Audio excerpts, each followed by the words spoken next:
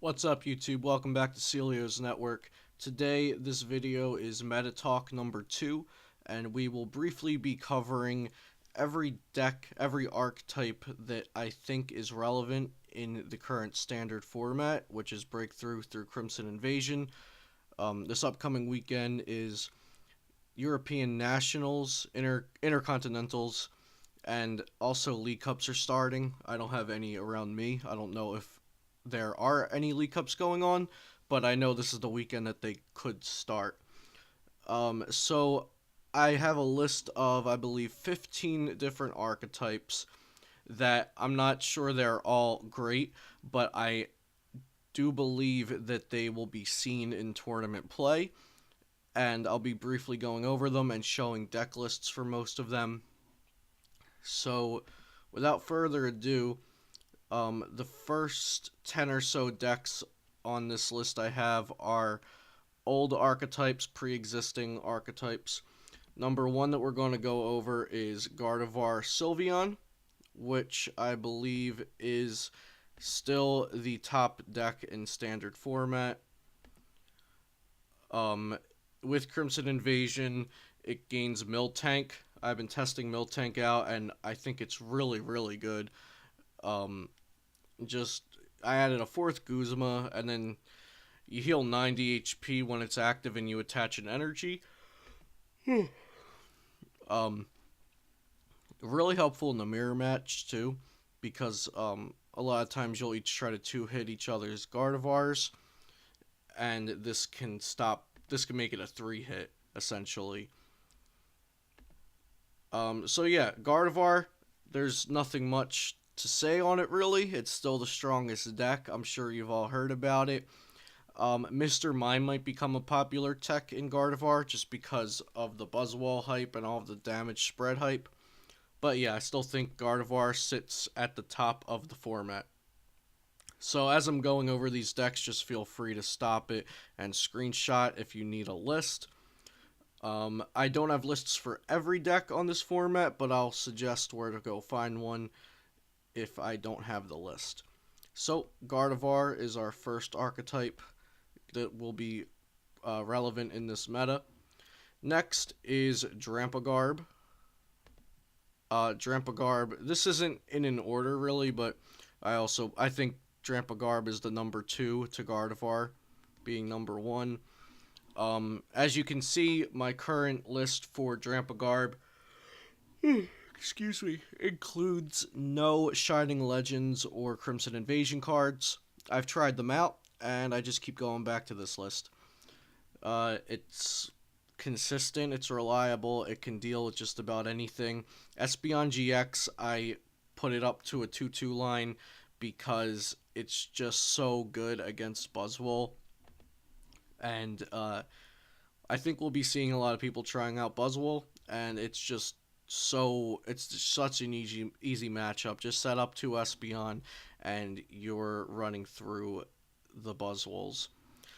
So yeah, this deck is consistent. It can deal with just about anything. It has mostly 50-50s or better.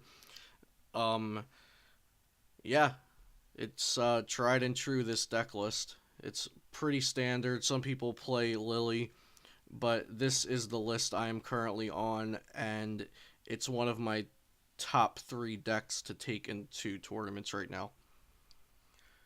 Next on my list is Greninja. I don't have the cards for Greninja on here, I don't think. I think I'm missing like one break or something. But I don't really test Greninja just because all the matchups are kind of known already. It's if you set up, you win. If they're not playing Giratina promo, you win. Gardevoir and Trampa are a little different, but every other matchup's pretty much cut and dry, you know, if you're going to win or lose. But yeah, Greninja is still in the meta, and my opinion is that if Greninja gets set up, it's nearly unstoppable, as long as it's not facing down a Giratina promo. I know there's a lot of players, like Greninja's the kind of deck where there's players that play that deck. Like, I think everyone knows that Israel Sosa is known for playing Dark. Like, there's people that are known for playing Greninja. like John Ang and I believe Michael Long. Like, they're known Greninja players. And there's people that are going to stick to Greninja as long as it's a relevant choice. And I think Greninja is definitely a relevant choice still. Next on my list is Volcanion. I am still, whenever I play with Volcanion, I am still using Igor Costa's list from his Connecticut Regionals win. I don't think there's anything from Shining Legends or from Crimson Invasion that I would include. This list is consistent, it's strong, it's fast, it does everything it needs to do. Plus, it has 2 enhanced hammers, which helps against Gardevoir and other things. I mean, everything pretty much now is playing double colorless or rainbow. Some people might be trying out counter.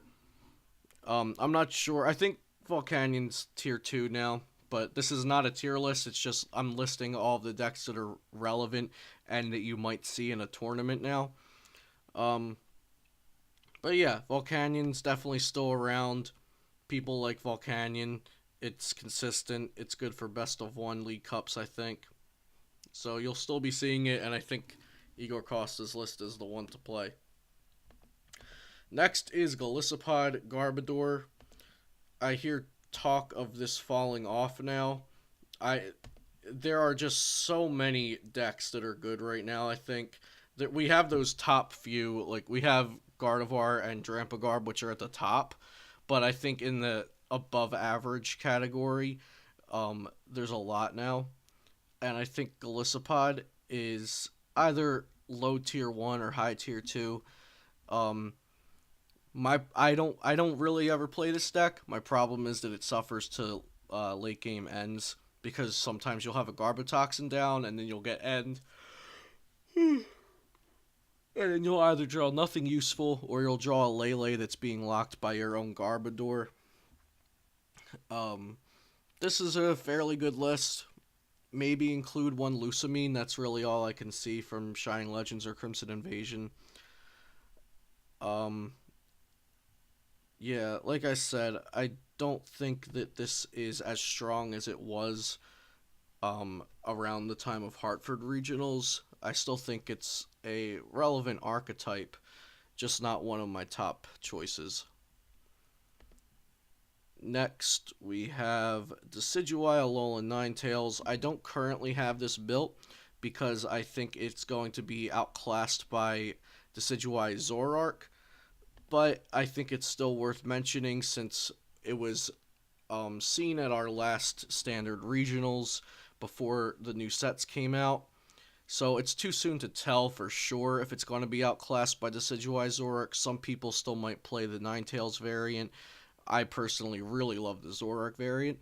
But since we haven't actually had tournaments where Decidua Zoroark has been present in numbers, I figured it was still worth mentioning Decidua Alolan Ninetales as an archetype that could be seen.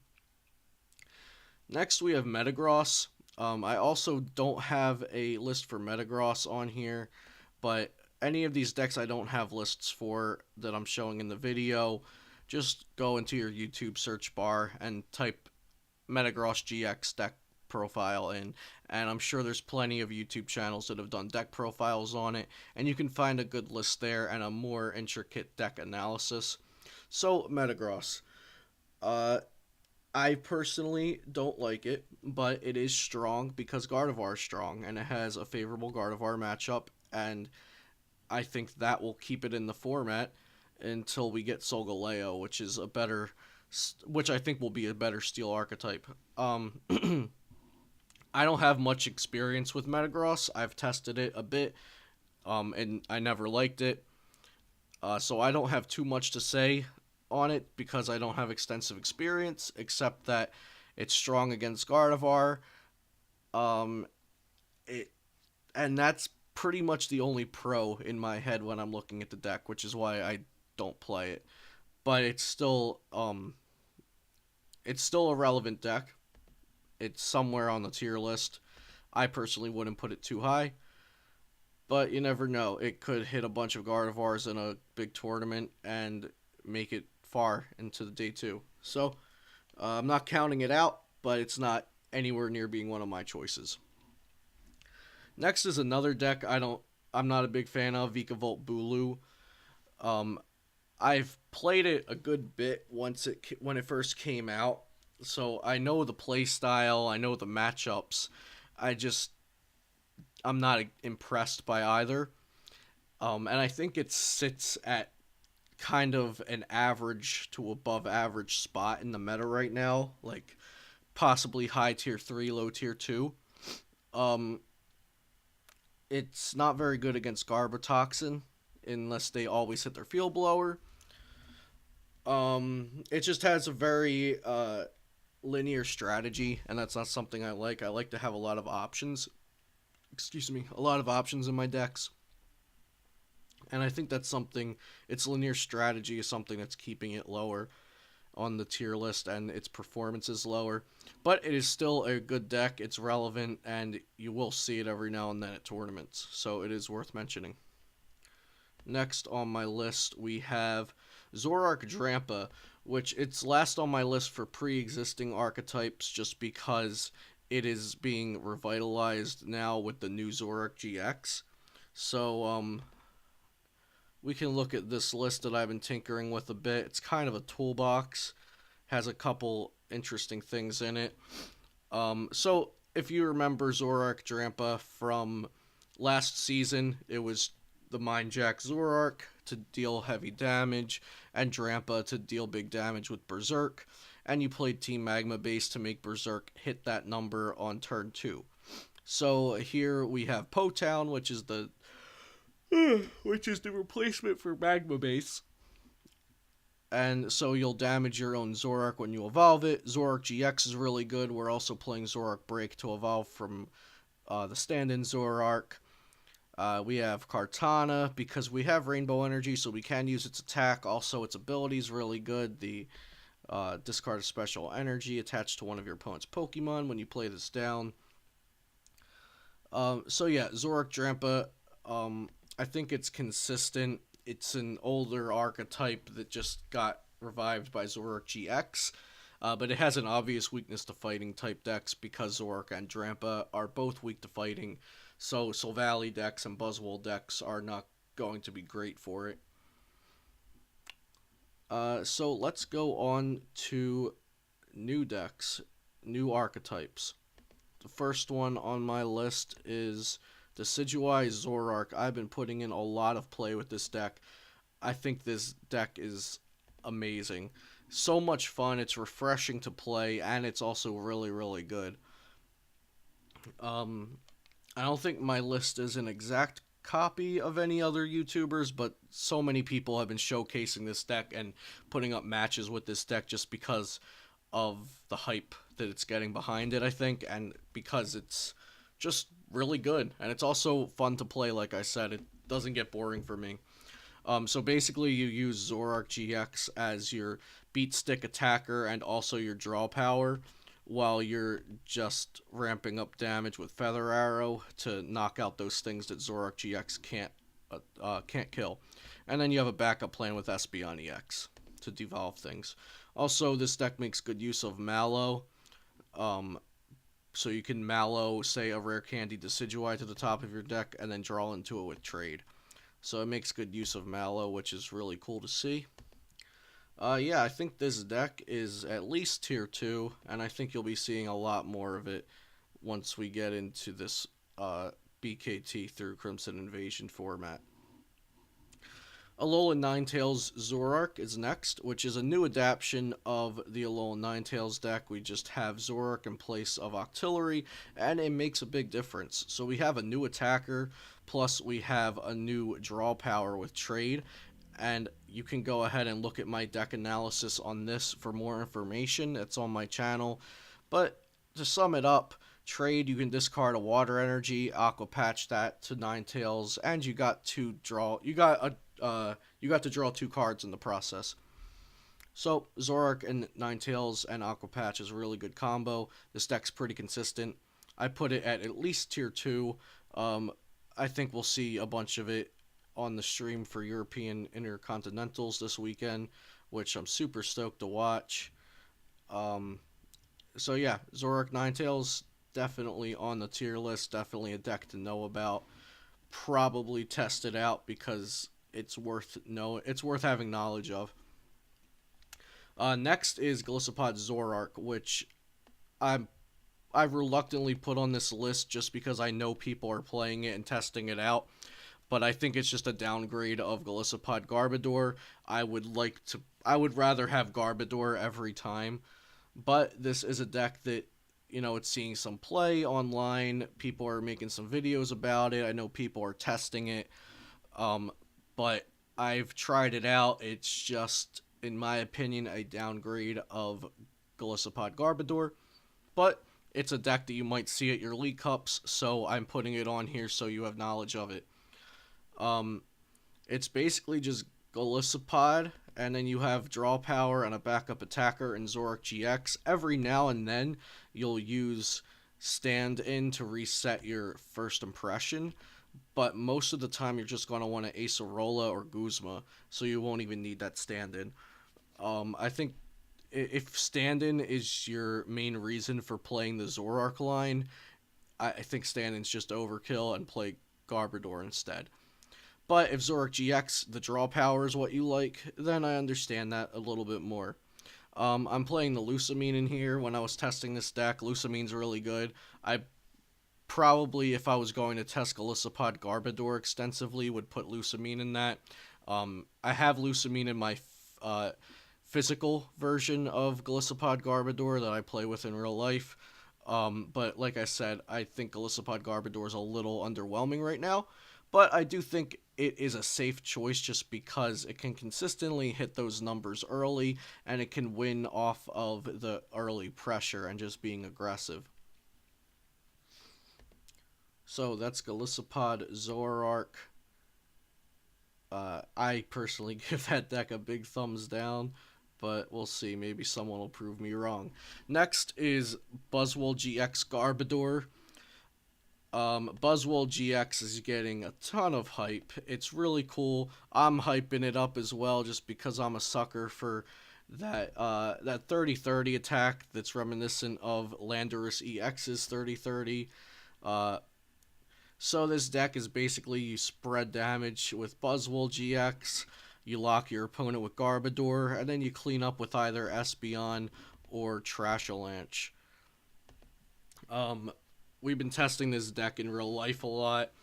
It's pretty good. It's really overwhelming actually when your opponent's Buzzwell's hitting 60 to the active, 30 to a bench. You can't use powers, and they have Potown down.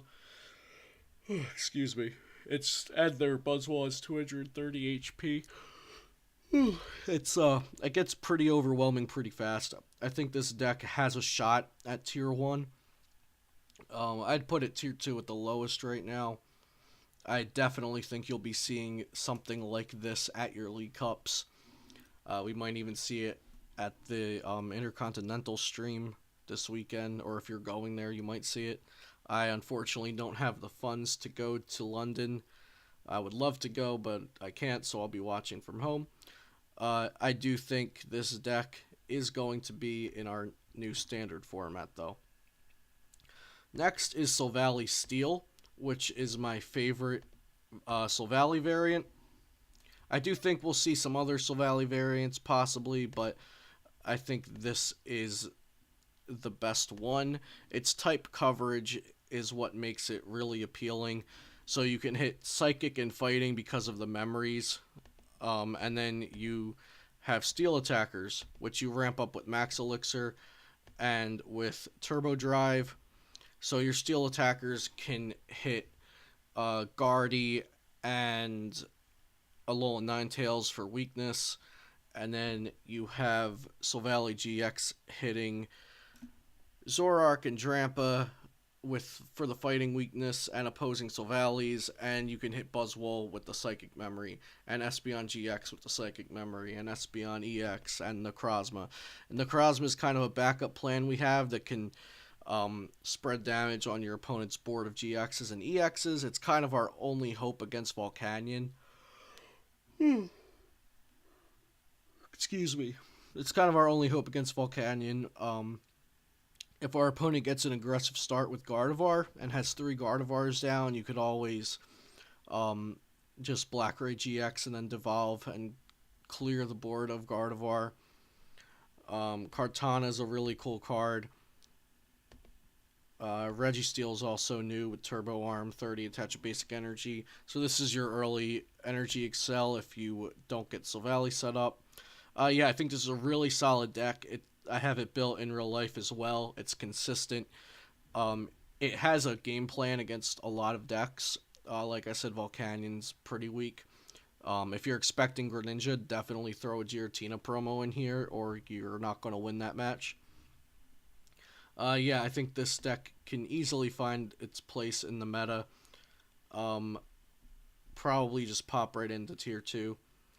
My last deck here, I believe this is number 15, is Zoroark Lycanroc. If you've been following my channel for a bit, you'll know that I was testing Zoroark Lycanroc for a while now.